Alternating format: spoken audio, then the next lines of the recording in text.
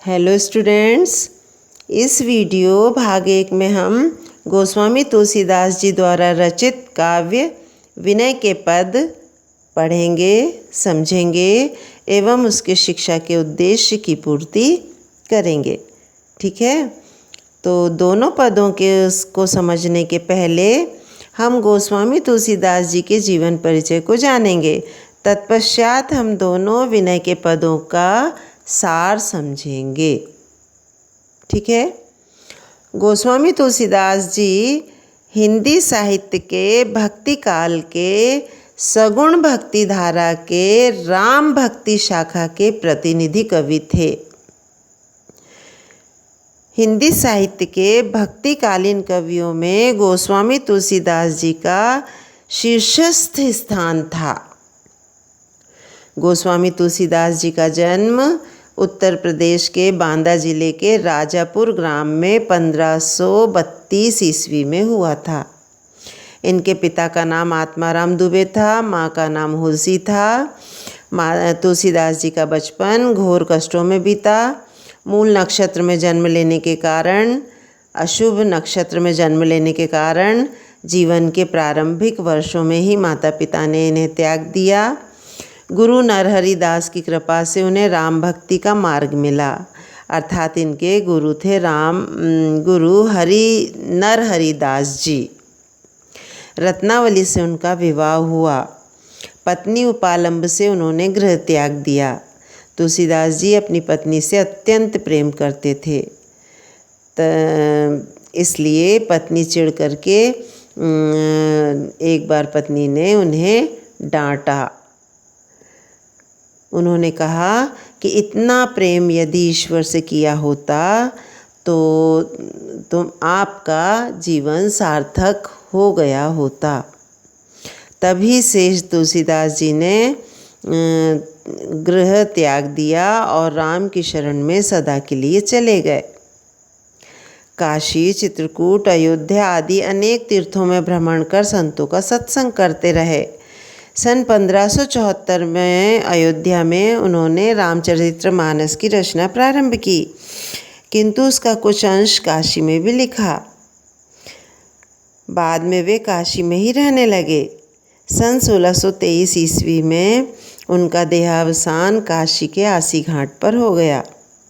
संपूर्ण भारत में जनमानस के हृदय में तुलसीदास जी द्वारा रचित महाकाव्य रामचरितमानस का विशिष्ट स्थान है। तुलसी के काव्य में लोक जागरण की कामना तथा सामाजिक समरसता की विराट चेष्टा मिलती है। तुलसी के काव्य में लोक मंगल कामना और लोक जन जागृति की भावना तथा सामाजिक समानता की भावना मिलती है। इन्होंने अवधि के साथ साथ ब्रजभाषा में भी साहित्य रचना की। हिंदी साहित्य के भक्तिकालीन कवियों में इनका शीर्षस्थ स्थान है। रामचरितमानस, विनय पत्रिका, गीतावली, कवितावली, दोहावली, कृष्ण गीतावली, जानकी मंगल, पार्वती मंगल, बरवे रामायण आदि इनकी श्रेष्ठ रचनाएं हैं।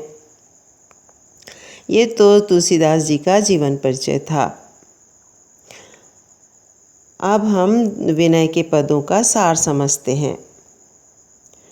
प्रस्तुत पद में तुलसीदास जी ने अपनी एक निष्ठता का परिचय दिया है। तुलसीदास जी श्री राम के अनन्य भक्त थे। वे श्री राम से प्रेम करते थे, श्री राम पर ही आस्था रखते थे और श्री राम पर ही विश्वास करते थे। वे कहते हैं, जिन्हें राम और सीता प्रिय न हो उन्हें पूर्ण रूप से त्याग देना ही उचित है। वे अनेक उदाहरण से अपनी इस कथन की पुष्टि करते हैं। वे कहते हैं, जिस प्रकार प्रहलाद ने पिता को, विभीषण ने भाई को, भरत ने माँ कैकेयी को और बलि ने गुरु शुक्राचार्य जी को तथा ब्रज की गोपियों ने अपने पति संबंध को त्याग कर परमात्मा से प्रेम किया और संबंध स्थापित किया था, ठीक उसी प्रकार हमें भी ईश्वर के लिए या ईश्वर से प्रेम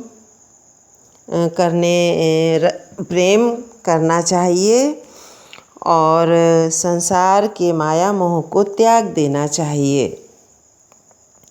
दूसरे पद में वे कहते हैं, जब जागे तभी सवेरा, अर्थात जब हमें ज्ञान प्राप्त हो जाए तभी से हमें उसका पालन करना चाहिए।